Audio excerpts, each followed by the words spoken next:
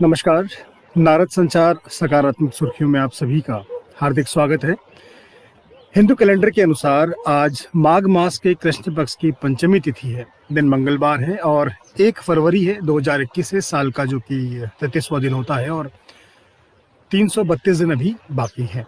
आज के इतिहास की अगर हम बात करते हैं तो 1862 में शंभुनाथ पंडित कलकत्ता उच्च न्यायालय के पहले भारतीय न्यायाधीश बने। शंभुनाथ पंडित कलकत्ता उच्च न्यायालय के न्यायाधीश बनने वाले पहले भारतीय थे। उन्होंने 1863 से 1867 तक उस पद पर कार्य किया और अपनी उम्र कोलकाता की प्रमुख हस्तियों में से एक उन्होंने कई कानूनी प्रणालियों के विकास और सामाजिक जीवन को समृद्ध बनाने में कई तरह के योगदान दिए थे।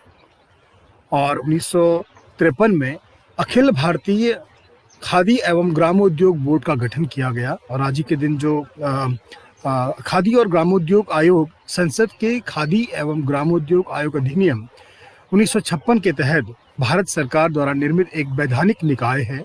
यह भारत में खादी और ग्रामोद्योग से संबंधित सूक्ष्म, लघु एवं मध्यम उद्योग मंत्रालय के अंदर आने वाली एक शीर्ष संस्था है, जिसका मुख्य उद्देश्य भारतीय जो ग्रामीण इलाकों में खादी एवं ग्रामोद्योग की स्थापना और विकास करने की योजना बनाना, प्रचार करना, सुविधाएं और सहायता प्रदान करना है।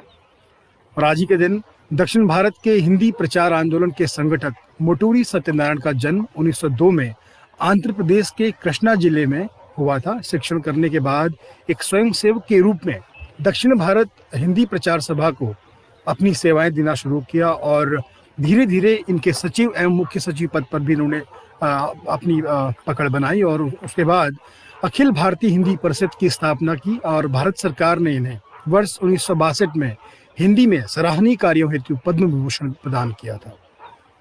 माफ कीजिएगा, पद्म भूषण प्रदान किया था। और साहित्य के क्षेत्र से जुड़े प्रसिद्ध लेखक, कवि और स्तंभकार खुशवंत सिंह का भी आज ही के दिन 1915 में जन्म हुआ था।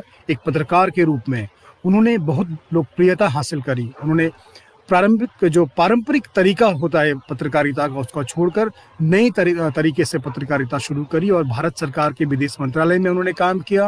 वे राज्यसभा के मनोनीत सदस्य रहे।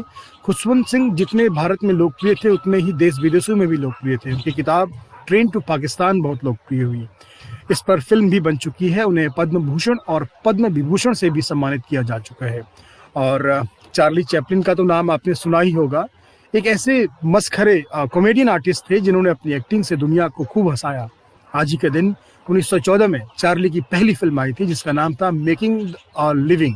इसमें उन्होंने एक ठग की भूमिका निभाई और फिल्म में हेनरी लेहरमैन ने लिखा और डायरेक्ट किया था और ये फिल्म 15 मिनट की थी। फिल्म का जानर कॉमेडी था और ये पूरी तरह एक साइलेंट मूवी थी, मतलब इसमें आवाज़ नहीं थी, सिर्फ एक्शन और एक्सप्रेशन था। इस फिल्म में चार्ली ने अपनी एक्टिंग के जरिए लोगों को खूब हंसाया था। और रुक करते हैं नारद संचार के आज के सकारात्मक सुर्खियों की ओर। केंद्र सरकार की ओर से गठित भारतीय इतिहास अनुसंधान परिषद ने स्वतंत्रता संग्राम से जुड़े ऐसे 56 शब्दों को चिन्हित किया है जो स्वतंत्रता संग्राम के इतिहास के महत्व को कम करके परिभाषित कर रहे हैं।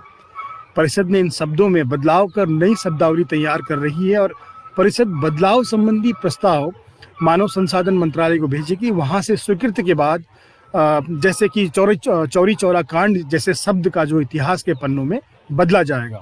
दरअसल स्वतंत्र भारत के इतिहास लेखन में आज़ादी के दौरान घटित हुई कई घटनाओं का बिल्कुल उसी तरह से दर्ज किया गया है जैसा कि ब्रिटिश दस्तावेजों में है।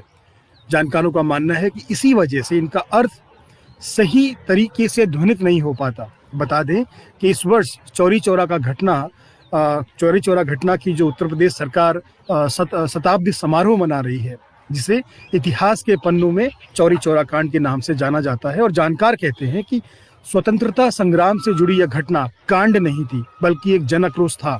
ऐसा जन आक्रोश जिसमें सर्व समाज की भागीदारी थी। चौरी चौरा कांड से कांड शब्द हटाकर जन आक्रोश शब्द जोड़ने की तैयारी है।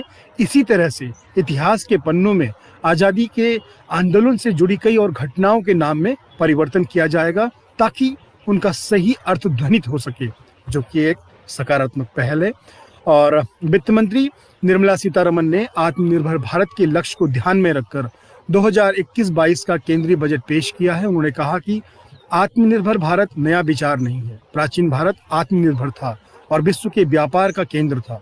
उन्होंने कहा कि आत्मनिर्भर भारत 130 करोड़ भारतीयों के भरोसे की अभिव्यक्ति है, जिन्हें अपनी क्षमता और कौशल का पूरा भरोसा है। बजट प्रस्तावों से राष्ट्र प्रथम, किसानों की आय दुगनी करने, मजबूत बुनियादी ढांचा, स्वस्थ भारत, सुशासन, युवाओं के लिए अवसर, सबके लिए शिक्षा, महिला सशक्तिकरण और समावेशी विकास के प्रति सरकार की संकल्पता व्यक्त होती है। हालांकि विपक्षी राजनीतिक पार्टियों ने इसका पुरजोर विरोध किया है और वहीं व्यापारिक संस्थाओं और प्रोफेशनल संगठनों ने इसका जोरदार स्वागत किया है। और जनवरी 2021 में अब तक लगभग 1,20,000 करोड़ रुपए का वस्तु एवं सेवा कर यानी जीएसटी राजस्व संग्रह प्राप्त हुआ है, जो कि एक सुखद खबर है। और राष्ट्रपति भवन शनिवार से आगंतुकों के लिए फिर से खोल दिया जाएगा। इसे कोविड-19 के कारण पिछले वर्ष 13 मार्च से आगंतुकों के लिए बंद कर दिया गया था और सरकारी आवास को छोड़कर यह शनिवार और रविवार को खुला रहेगा। पहले की तरह पंजीकरण शुल्क की प्रति आगंतुक 50 रुपये ही रहेगी और आगंतुक यानी जो जाना चाहते हैं, जिस समय जाना चाहते हैं, उसके लिए वेबसाइट presidentofIndia.nic.in या राष्ट्रपति सचिवालय.gov.in पर पहले से बुकिंग करा सकते हैं। और दिल्ली से हमारी सकारात्मक खबर है। लंबे समय के बाद दिल्ली में अब शादी करने वालों को राहत मिलने की खबर है। दिल्ली सरकार ने शादी समारोह में अधिकतम लोगों की संख्या को बढ़ोतरी करी है, जिसके लिए दिल्ली सरकार ने औपचारिक आदेश भी जारी कर दिया है। आदेश के मुताबिक दिल्ली में सामाजिक, धार्मिक, खेल, मनोरंजन और सांस्कृतिक, शादी या अंतिम संस्कार संबंधी कार्यक्रमों में बंद हॉल की अधिकतम 200 लोगों की अनुमति दे दी है, जबकि खुली जगह पर अधिकतम लोगों की संख्या की कोई लिमिट नहीं है। और आज के लिए इतना ही। कल सुबह फिर आपसे मुलाकात करते हैं। तब तक के लिए आप स्वस्थ रहें, मस्त रहें। आपका दिन शुभ हो।